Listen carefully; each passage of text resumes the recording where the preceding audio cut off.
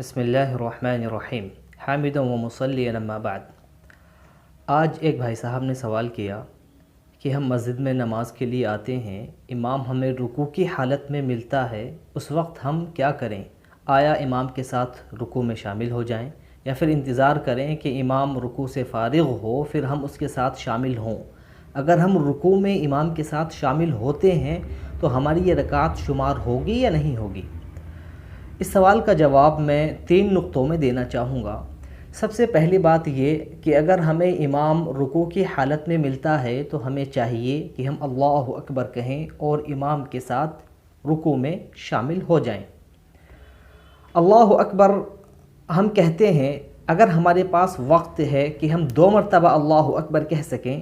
پہلی مرتبہ اللہ اکبر تکبیر تحریمہ کے لیے اور دوسری مرتبہ اللہ اکبر رکوع میں جانے کے لیے جسے ہم تکبیر انتقال کہتے ہیں، تو ہمیں چاہیے کہ ہم 2 مرتبہ اللہ اکبر کہیں۔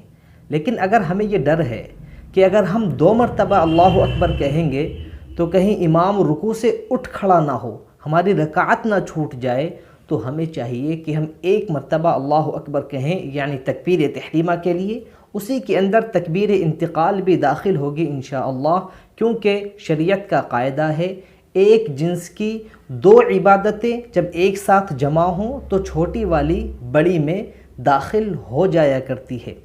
لیکن یہاں پر ایک چیز غور کرنے کی ہے کہ جب ہم تکبیر تحریمہ کہیں تو ہماری کمر بالکل سیدھی ہونی چاہیے، ایسا نہ ہو کہ اللہ اکبر کہتے کہتے ہم آدھے جھک چکے ہوں، نہیں، سیدھے کھڑے کھڑے آپ کو اللہ اکبر کہنا ہے، اس کے بعد ہی جھکنا ہے۔ دوسرا نقطہ اس میں یہ ہے کہ ہم رکوع میں امام کے ساتھ شامل ہوتے ہیں تو ہم کیسے یہ سمجھیں کہ ہمیں یہ رکوع مل گیا ہے یا نہیں ملا؟ علماء اکرام نے اس کے مختلف قواعد اور مختلف ضوابط بیان کیے ہیں۔ کچھ علماء کہتے ہیں کہ اگر رکوع میں امام کے ساتھ ہم نے 1 مرتبہ سبحان ربی العظیم کہہ لیا تو سمجھ لیں کہ ہمیں رکوع مل گیا۔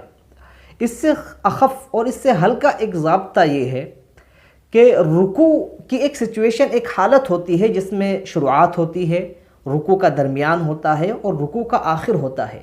اگر مقتدی کے رکوع کی شروعات امام کے رکوع کے آخری حصے سے مل جاتی ہے تو انشاءاللہ وہ رکوع مل جائے گا۔ وہ شروعات کیا ہے کہ انسان کے ہاتھ اس کے گھٹنوں تک پہنچیں، یہ رکوع کی شروعات ہے، اور رکوع کی آخری حالت کے گھٹنوں سے کھڑے ہونے کے لیے ہاتھ اٹھنے لگیں، یہ رکوع کی آخری حالت ہے۔ اگر کسی شخص کے مقتدی کے ہاتھ گھٹنوں تک امام کے ہاتھ گھٹنوں کے اٹھنے سے پہلے پہنچ جاتے ہیں تو انشاءاللہ اسے رکوع مل گیا۔ یہاں پر بھی ایک چیز قابل غور ہے کہ کچھ ائمہ حضرات یہ کرتے ہیں کہ وہ سمیع اللہ لمن حمیدہ کھڑے ہونے کے بعد کہتے ہیں، تو ایسے میں امام کی آواز کا اعتبار نہ کریں کہ ابھی میرے کان میں سمیع اللہ لمن حمیدہ کی آواز نہیں آئی ہے لہذا جلدی سے رکوع کر لوں، ایسا نہیں ہے۔ بلکہ جب امام کھڑا ہو گیا، گرچہ سمیع اللہ لمن حمیدہ اس نے نہیں کہا اور آپ اس کے بعد رکوع میں جا رہے ہیں تو آپ کو رکوع نہیں ملا۔ تیسرا نقطہ کہ ہم رکوع میں امام کو پا چکے ہیں، رکوع امام کے ساتھ ہمیں مل گیا ہے، اب اس رکعت کو ہم شمار کریں یا نہیں کریں؟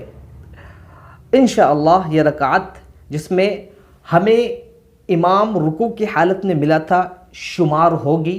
اس کی دلیل ابو بکر رضی اللہ تعالی عنہ کی وہ روایت ہے جسے امام بخاری نے اپنی صحیح کے اندر ذکر کیا ہے۔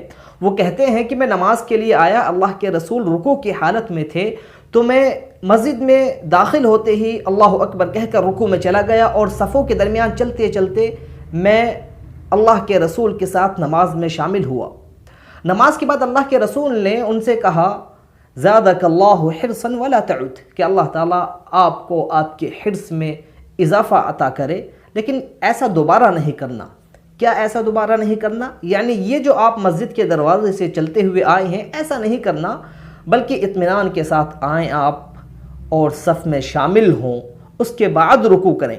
اگر یہ رکوع پا لینے والی رکعت شمار نہ کی جاتی تو اللہ کے رسول ابو بکر رضی اللہ تعالی عنہ سے کہہ دیتے کہ اس رکعت کو آپ دہرائیے جو آپ نے رکوع میں ہمارے ساتھ پائی تھی، لیکن اس طریقے کی کوئی چیز حدیث کے اندر وارد نہیں ہے، تو انشاءاللہ رکوع میں ملنے والی رکعت شمار کی جائے گی۔